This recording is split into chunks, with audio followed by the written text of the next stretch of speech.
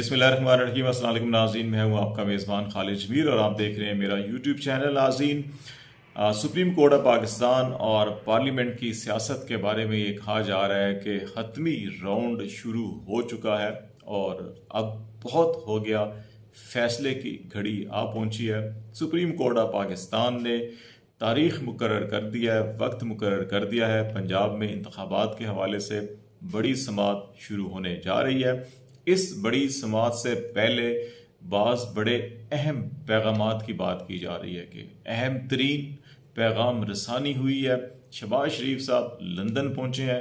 बज़ाहिर वो बरतानवी बादशाह की जो ताजपोशी की रस्म है उसमें शरीक होंगे, लेकिन कहा जा रहा है कि वो बड़ा अहम पैगाम नवाज शरीफ साहब के लिए लेकर गए हैं और नवाज शरीफ साहब से वो मुशावरत के बाद वापस आएंगे तो फिर पाकिस्तान की सियासत का रुख जो है वो तब्दील हो सकता है। एक तरफ सुप्रीम कोर्ट ऑफ पाकिस्तान इस पोजीशन में होगी कि वो हतमी फैसला करे कि इंतखाबात होने हैं या नहीं। अगर होते तो फिर हुकूमत के जिम्मेदारान के खिलाफ कौन सी कार्रवाई होनी है और कैसे होनी है। और दूसरी तरफ जो है ये भी कहा जा रहा है कि जो सितंबर का महीना होगा वो सितमगर हो सकता है और तीन बड़े अहम चीफ जो हैं उनके लिए ख़ास तौर के ऊपर सितंबर का महीना बड़ी अहमियत का हामिल होगा और तीन बड़ी अहम तब्दीलियां जो हैं वो सितंबर में होनी है। तो ये मामलात हैं जिन मामलात के अंदर सुप्रीम कोर्ट ऑफ पाकिस्तान ने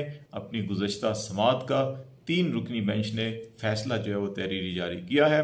इसके अंदर अटॉर्नी जनरल पाकिस्तान और पाकिस्तान पीपल्स पार्टी के फारूक एच नाइक की जानिब से जो तजावीज़ दी गई थी और जो मौक़िफ़ इख्तियार किया गया था कि चेयरमैन सेनेट जो है वो सहूलतकारी का काम करेंगे और मुज़ाकरात के लिए वक्त दिया जाए, वो वक्त गुजर गया। PTI ने अपना तहरीरी जवाब जमा करवा दिया। इलेक्शन कमीशन ऑफ पाकिस्तान ने तमाम जो मारूजी और ज़मीनी हकायक हैं उनको सामने रखते हुए दोबारा PDM के लिए एक सहूलतकारी का काम किया और उन्होंने सुप्रीम कोर्ट ऑफ पाकिस्तान के फैसले के खिलाफ नज़रसानी की अपील जो है वो दायर कर दी। इस तमाम सूरत हाल के अंदर सुप्रीम कोर्ट ऑफ पाकिस्तान ने आज अपना तहरीरी फैसला जारी किया है। उसमें इस सूरत हाल का तज़किरा करते हुए कि सुप्रीम कोर्ट ऑफ पाकिस्तान ने कहीं भी मुज़ाकरात की हदायत या हुक्म नहीं दिया, बल्कि अगर मुज़ाकरात के नतीजे में सियासी जमातें कोई मुत्तफिक हो जाती हैं तो उसमें हल निकालने की बात की गई। और अगर हालात को देखा जाए, आइन को देखा जाए और अदालती फैसले को देखा जाए तो 14 मई को पंजाब में इलेक्शन के हवाले से हुक्म सुप्रीम कोर्ट ऑफ पाकिस्तान का अभी भी बरकरार है। और ये वो बात है जो PDM के लिए और बिलखसूस हुकूमत पाकिस्तान के लिए जो है वो खटक रही है। इसलिए इस खदशे का इज़हार किया जा रहा है कि सुप्रीम कोर्ट ऑफ पाकिस्तान अभी भी अपने इस फैसले पर अमल दरामद के लिए कल जब समात शुरू होगी तो उसमें अहम अहकामात दे सकते हैं। एक राय ये है कि इलेक्शन कमीशन ऑफ पाकिस्तान की पिटीशन भी फाइल कर दी गई है नज़रसानी की। इसके ऊपर कोशिश होगी इलेक्शन कमीशन ऑफ पाकिस्तान की कि इसके ऊपर थोड़ा सा वक्त हासिल किया जाए, कोई 3, 4, 5, 7 दिन जो है इसके ऊपर बहस की जाए और इसको वक्त को लिंगर ऑन किया जाए। लेकिन बाज़ लोगों का ख्याल है कि ये पिटीशन जब तहरीरी जवाब जमा करवाया था इलेक्शन कमीशन ऑफ पाकिस्तान ने, जब ये रिपोर्ट पेश करनी थी कि उनको पैसे मिले या नहीं मिले, 11 अप्रैल को ये रिपोर्ट पेश हुई थी। उस वक़्त भी इलेक्शन कमीशन ऑफ पाकिस्तान ने अपनी एक पैराग्राफ के जवाब की बजाय उस वक़्त भी गालबन 8 सफ़ात पर अपनी रिपोर्ट पेश की थी और उस वक़्त भी जो लबे लवाब था उसका वो यही था कि इलेक्शन नहीं हो सकते। 8 अक्टूबर की तारीख जो दी गई है वो दुरुस्त है। अक्टूबर में इलेक्शन होने चाहिए, मई में इलेक्शन नहीं होने चाहिए। सुप्रीम कोर्ट को अपने फैसले पर नज़रसानी करनी चाहिए। लेकिन उस वक़्त भी वजारत दिफा और इलेक्शन कमीशन ऑफ पाकिस्तान के मौक़िफ़ को और इस दरख्वास्त को कि इंतखाबात अक्टूबर में करवाए जाएँ सुप्रीम कोर्ट ऑफ पाकिस्तान ने मुस्तरद कर दिया था। गालिब इम्कान यही है कि अभी भी इलेक्शन कमीशन ऑफ पाकिस्तान की पिटीशन 1 या 2 दिन के अंदर इसको मुस्तरद कर दिया जाएगा और सुप्रीम कोर्ट ऑफ पाकिस्तान 14 मई के इंतखाबात के हवाले से 2 टोक फैसला दे चुकी है। अब मामला उस पर अमल दरामद का है। फाइनेंस मिनिस्ट्री ने फंड नहीं दिए और वजारत दिफा और वजारत दाखिला ने सिक्योरिटी एहलकार डिप्यूट नहीं की। अब ये देखना होगा कि जिम्मेदारी किसकी है।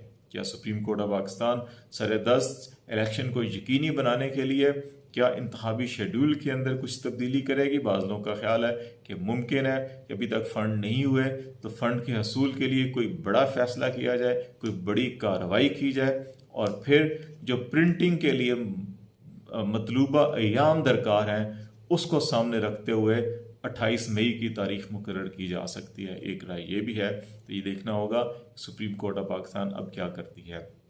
लेकिन दूसरी तरफ जो अहम पैगाम रसानी की बात हो रही है, शहबाज शरीफ साहब बरतानिया के दौरे पर गए हैं, वो बरतानवी बादशाह की जो ताजपोशी की रस्म है उसमें शरीक होंगे, लेकिन नवाज शरीफ साहब से भी उनकी मुलाकातें शेड्यूल के अंदर हैं और इन मुलाकातों के अंदर पाकिस्तान के सियासी हालात, इस वक्त जो मुज़ाकरात हुए, PTI की जो तजावीज़ थी, PDM के जो इत्तेहादी हैं उनका जो मशवरा है और इस वक्त जो स्टैब्लिशमेंट के अंदर जो सोच पाई जाती है कि मुल्क भर में एक साथ इलेक्शन होने चाहिए, जितना जल्द मुमकिन है वो इलेक्शन होने चाहिए, इस सारी सूरत हाल के अंदर मुशावरत की जाएगी। लेकिन नवाज शरीफ साहब का जो सबसे बड़ा सवाल है, जो सबसे बड़ा खदशा है, वो यही है कि नवाज शरीफ के बगैर इलेक्शन और नवाज शरीफ की वापसी नहीं हुई, नवाज शरीफ को रिलीफ नहीं मिला, नवाज शरीफ की नाअहली ख़त्म नहीं हुई, इमरान खान की गिरफ्तारी नहीं हुई, इमरान खान को सज़ा नहीं हुई, इमरान खान नाअहल नहीं हुए, ऐसे हालात के अंदर इलेक्शन जो है वो कैसे मुमकिन होंगे?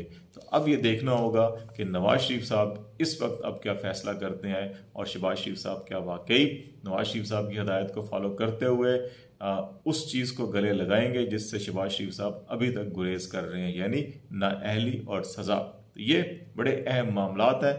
अब बात होती है कि सितंबर की, सितंबर क्यों सितमगर है?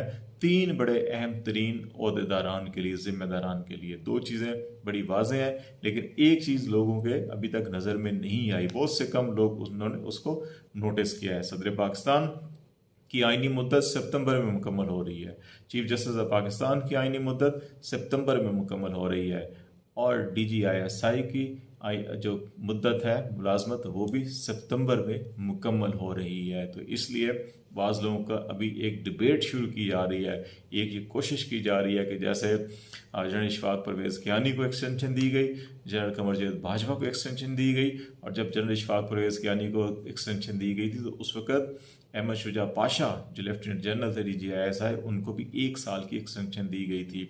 अब बहुत से लोगों का ख्याल है कि सितंबर तक जो इस वक्त सीनियरिटी लिस्ट अगर आर्मी में देखी जाए, जनरल नुमान महमूद जो है वो रवा माह जो है वो रिटायर हो गया है। इस किस्म की इतलात हैं कि उनकी जगह जो है मेजर जनरल राहत नसीम उनको जो है प्रमोट किया गया लेफ्टिनेंट जनरल के ओहदे पर। इसके अलावा 2 और लेफ्टिनेंट जनरल मोहम्मद आमिर और लेफ्टिनेंट जनरल चिराग हैदर, ये आमिर जो है गुजरावाला और चिराग हैदर जो है वो मुल्तान के कोर कमांडर हैं, कि ये जो है ये सितंबर से पहले जो है ये रिटायर हो जाएंगे और उनकी रिटायरमेंट के बाद अगर जब सीनियरिटी लिस्ट को देखा जाएगा तो फिर नदीम अंजुम सीनियरिटी में सबसे पहले पर होंगे और उनके बाद लेफ्टिनेंट जनरल खालिद ज़िया होंगे।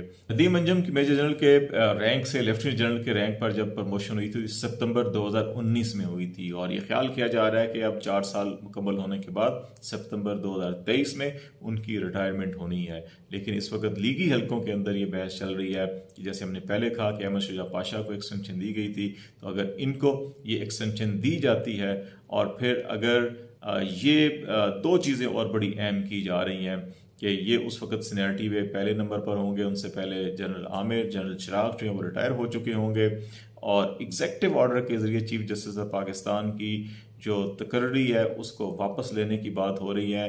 आपको याद होगा कि मुशर्रफ दौर के अंदर जो PCO के तहत जिन जजेस ने हलफ नहीं उठाया था उनको घर भेज दिया गया था और फिर इफ्तिखार चौधरी समेत मुतअद्दिद जजेस को एग्जेक्टिव ऑर्डर के ज़रिए फिर बहाल किया गया था और उनमें जस्टिस उमर अता बंदयाल भी शामिल थे, उस वक्त लाहौर हाई कोर्ट में थे। तो उस तनाजुर में राना सनाउल्लाह साहब कह रहे हैं कि इनको चीफ एग्जेक्टिव ऑर्डर की जो वो मामला था वो एग्जेक्टिव ऑर्डर अगर वापस ले लेंगे तो इनकी जो है खुद ब खुद वो बहाली ख़त्म हो जाएगी और ये इस मनसब से बरतरफ तस्वर होंगे। लेकिन शायद राना सनाउल्लाह साहब ये भूल रहे हैं कि इफ्तिखार चौधरी जब चीफ जस्टिस थे पाकिस्तान पीपल्स पार्टी उस वक्त की हुकूमत से उनके तल्लुकात अच्छे नहीं थे। बाबर रवान वज़ीर कानून थे, वज़ीर आज़म यूसुफ रज़ा गिलानी की कैबिनेट के, उस वक्त भी एक ऐसी समरी तैयार हुई थी, लेकिन फिर सुप्रीम कोर्ट ऑफ पाकिस्तान के फुल बेंच ने उस खदशे के पेश नज़र एक फ़ैसला दिया था कि ऐसा एग्जीक्यूटिव ऑर्डर वापस नहीं लिया जा सकता, और अगर कभी लिया गया तो वो गैर आइनी तसव्वुर होगा, गैर कानूनी तसव्वुर होगा, उस पर अमल नहीं होगा। तो सुप्रीम कोर्ट ऑफ पाकिस्तान का ये फ़ैसला मौजूद है। लेकिन इन हालात के अंदर बाज़ लोगों का ख्याल है कि जो ये बात की जा रही है कि रिद्धि मंजम को एक्सटेंशन दे दी जाए सितंबर के बाद, और फिर बहुत से लोग जो हैं कि वो अभी जो आर्मी चीफ की तकर्री है उनकी 26 नवंबर को रिटायरमेंट हो रही थी, कैबिनेट ने रूल्स को, कवानीन को फ्रीज़ करके, रिटेन करके, उनको प्रमोट करके फिर 29 नवंबर को आर्मी चीफ लगाया था। बाद लोगों का ख्याल है कि उसी तरह जिस तरह चीफ जस्टिस ऑफ पाकिस्तान की बात की जा रही है, उसी तरह आर्मी चीफ के भी वो ऑर्डर अगर वापस ले लिए जाए तो वो रिटायर तस्वर होंगे, और फिर नदीम अंजम जो है सितंबर के अंदर जब वो सीनियर होते हैं तो उनको एक्सटेंशन दे के फिर इनको अगली 3 साल की मुद्दत के लिए आर्मी चीफ बना दिया जाए। तो इस किस्म की चीज़ें सोची जा रही हैं, लेकिन अमल क्या होगा या नहीं होगा, क्योंकि उससे पहले चीफ जस्टिस ऑफ पाकिस्तान ने पंजाब के इंतखाबात के हवाले से जो फैसला हुआ उस पर अमल दरामद नहीं हुआ। उस पर अब क्या होना है, क्या सज़ा होनी है, क्या कार्रवाई होनी है, ये फ़ैसला बड़ा अहमियत का हामिल होगा।